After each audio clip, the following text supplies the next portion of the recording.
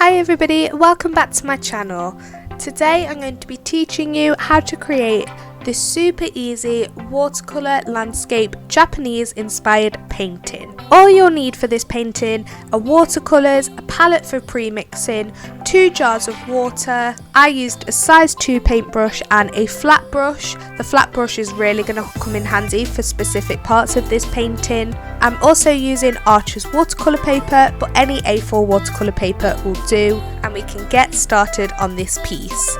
You'll also find the reference photo down below over on my Patreon, and for £3 a month you can access 2 outlines, one for printing and painting straight onto, and one for printing and tracing yourself, ready to get started on this painting. Now let's get to it, and I'll show you exactly how to create this piece step by step. To begin with, for this painting, all the colours in order to paint the building. I created a nice deep dark red, mixing red with a little drop of purple to make it as rich as possible. I then did the same thing to create a nice dark brown, so I mixed brown and then added a drop of blue to again further deepen this. I then mixed brown, blue and a lot of white, definitely a lot more white than the first 2 colours. I did this twice, the second time adding even more white, so we had 2 different versions of this grey colour I wanted to create. One of them being a lot lighter and one slightly darker as it's got less white added to it.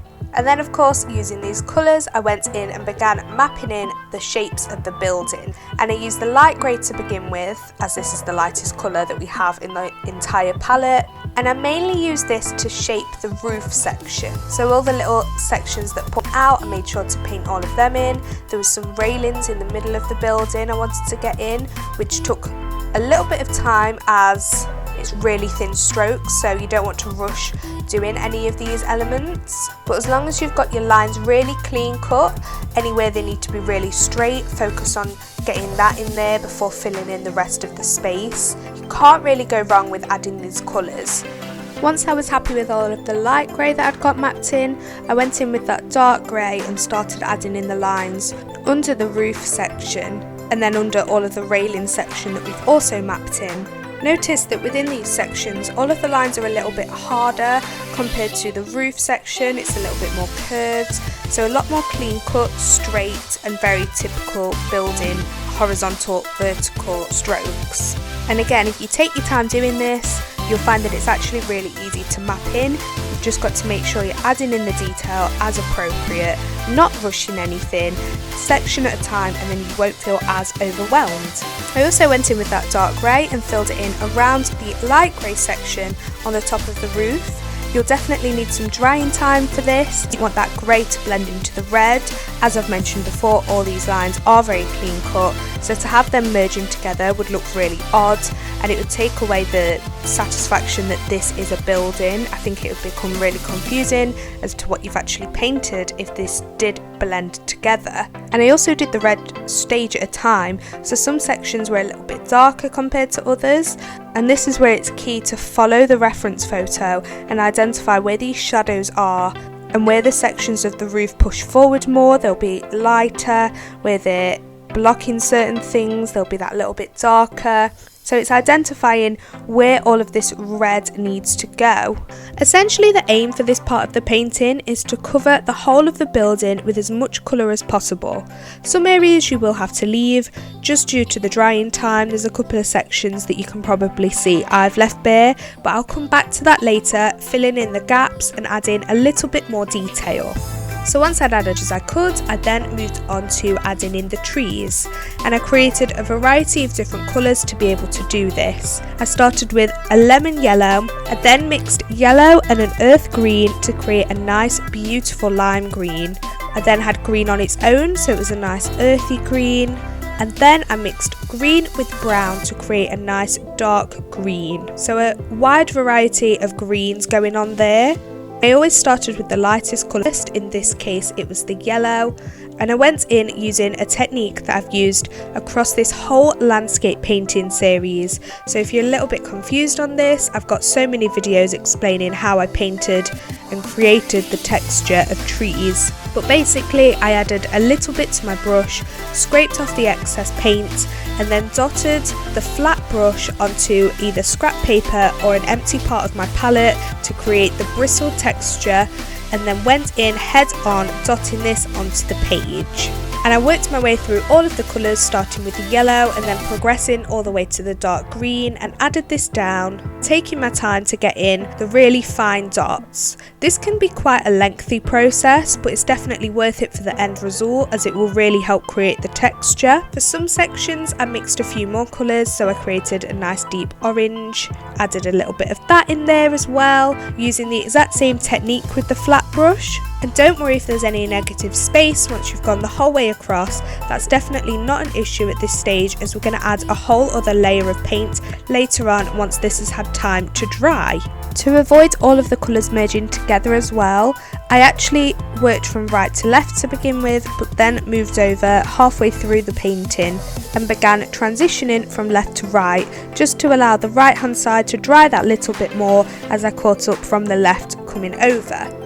Once you've got in all of the section for the green trees, I'd then allow some drying time before going back in and neatening and adding more detail to the building. So to begin with, I filled in all of the little gaps that I'd left before that I needed to allow the drying time for before I could actually map them in. And then with the dark grey and the brown, you can add a few more details throughout the really dark section. You can even further emphasise the top of the roof by going back in with that light grey.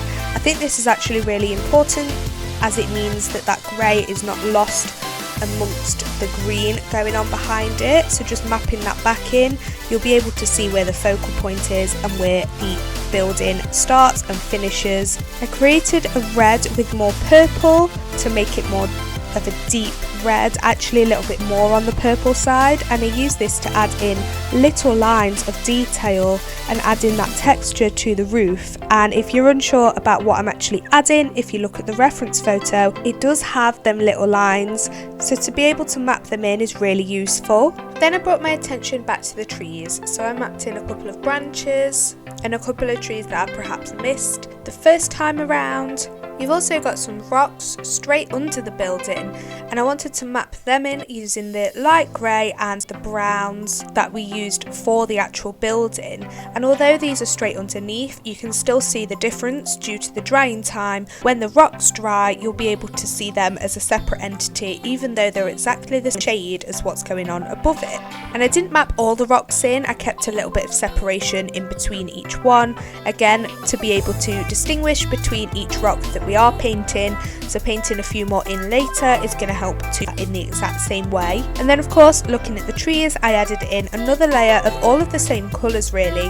This time though, I darkened up where necessary with a lot of that brown that we used for the building, so it's really darkening up and just emphasising what we already have down on the paper, with dotting the flat brush onto the paper. This time there's just a little bit more colour, and I've darkened it all up in the palette by adding less water and more paint, which is why they look a lot deeper and darker than they did the first time around. And it's just filling in all of the white space, so we're trying really hard to fill everything in, and you should see everything come to life. So the trees that are at the front that have the darker elements behind it, they're going to really stand out now at this point, which is really exciting to see tied together.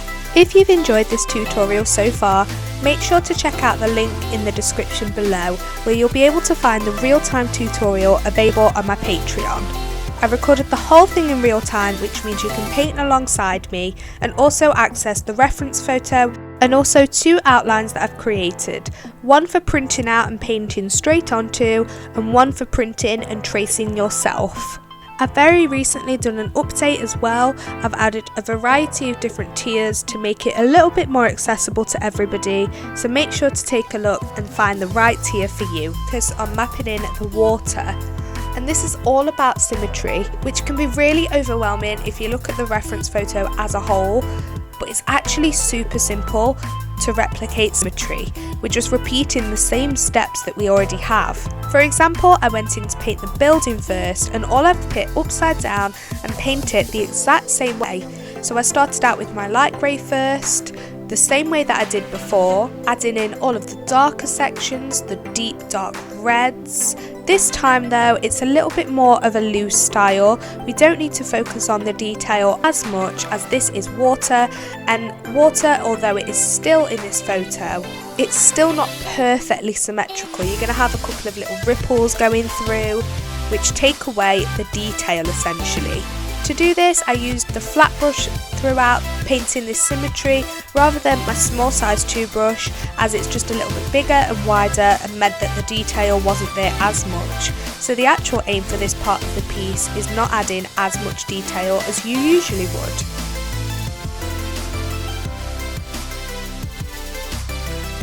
And then once you're really happy with this, you can go in and paint the rest of the symmetry.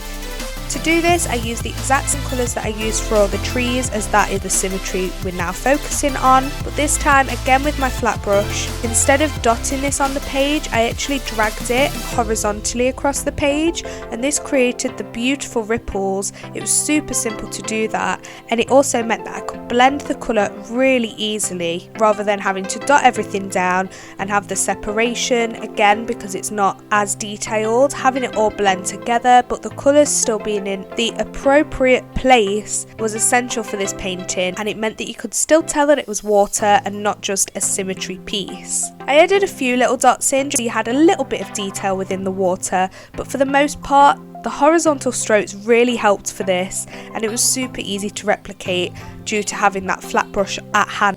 And that's exactly how we create this tutorial step by step. I really hope you've enjoyed painting this watercolour landscape with me as part of my painting series, and I hope to see you next time for more nature inspired artwork. Thank you for watching. Bye guys!